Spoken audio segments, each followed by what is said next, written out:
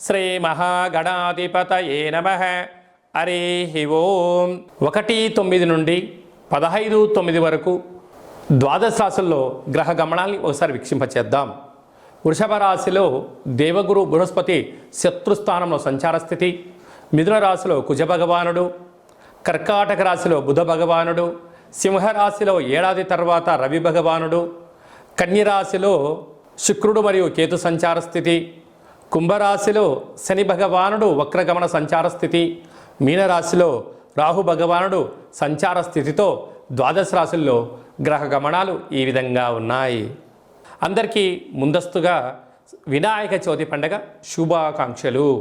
వినాయకుడు అనగానే అవిఘ్నములను తొలగించి ఐశ్వర్యాన్ని ప్రసాదించేటువంటి భగవంతుడు కనుక ఆది పూజ్య మహాగణాధిపతి.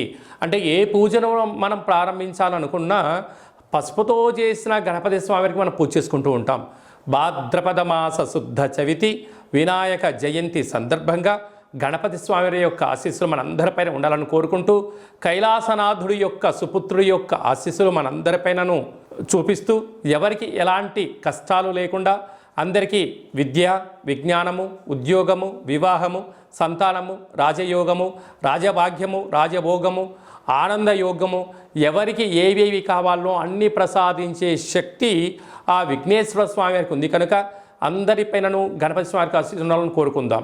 కర్కాటక రాశి వారు సోమవతి అమావాస్య, కాళ అమావాస్య రోజున ఎలాంటి విధులను పాటించడం వలన అష్టమ స్థానంలో ఆయుస్థానంలో శని భగవానుడు వక్రగమనంలో ఉన్నప్పుడు ఎలాంటి ఇబ్బందులు ఉంటాయి, వాటిని అధిగమించే ప్రయత్నం ఎలా చేయాలో ఈ వీడియోలో సవివరంగా సంపూర్ణంగా తెలుసుకుందాం.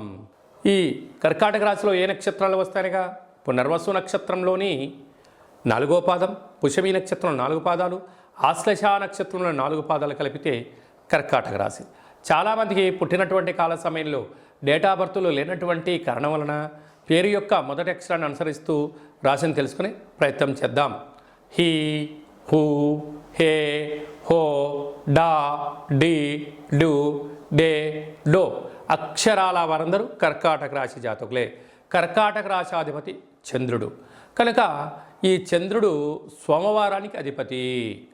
అదియే కాకుండా ఈ సోమవారం రోజు అమావాస్య రావడము, శ్రావణ మాసంలో అమావాస్య రావడము, మంగళవారంతో కూడుకున్నట్టు అమావాస్య రావడం వలన ఒకవైపు అష్టమ స్థానంలో శని భగవానుడు వక్రగమనంలో ఉన్నాడు కనుక వీలైనంత వరకు ఇంటిని మంచిగా శుద్ధి పెట్టుకొని ముగ్గు పిండి చేత ఇంట్లో ఒక అష్టదళ పద్మాన్ని వేసి తెల్లటి గుమ్మడికాయను కానీ కొబ్బరికాయను కానీ సగభాగాన్ని కట్ చేసి అందులో సమృద్ధిగా నూనెను పోసి 8 ఒత్తులను వేసి దీపం వెలిగింపచేసి అందులో తెల్లటి ఆహారాన్ని అంటే అన్నము, పప్పు, చారు, పెరుగు కానీ పాయసంతో కూడుకున్న పదార్థం కానీ లేకుండా ఇంకా పాలను నైవేద్యంగా ఏర్పాటు చేసి పూజ యథాశక్తిగా షోడశ ఉపచార పూజలు చేసుకొని చాకలి వాళ్ళకు దానం ఇవ్వగలిగినట్లయితే మనకు రుణ సమస్యలు, రోగ సమస్యలు, శత్రు సమస్యలు ఈ యొక్క కూష్మాండ దీపంలో 8 ఒత్తులు పెడతాం కనుక కష్టాలు తొలగిపోయి అష్ట ఐశ్వర్యానికి మహాలక్ష్మీదేవి మన ఇంటికి గళ్ళు గళ్ళు అంటూ వస్తుందని చెప్పి గమనించాలి. కనుక ఒకవైపు వ్యయంలో కుజుడు సంచారం చేయడం వలన కుజదోష ప్రభావం కారణం వలన మీ జన్మ నక్షత్రం రోజున అష్టమి అమావాస్య తిథుల యందున దూరావాయు జల ప్రయాణాలు పెట్టుకోవద్దు.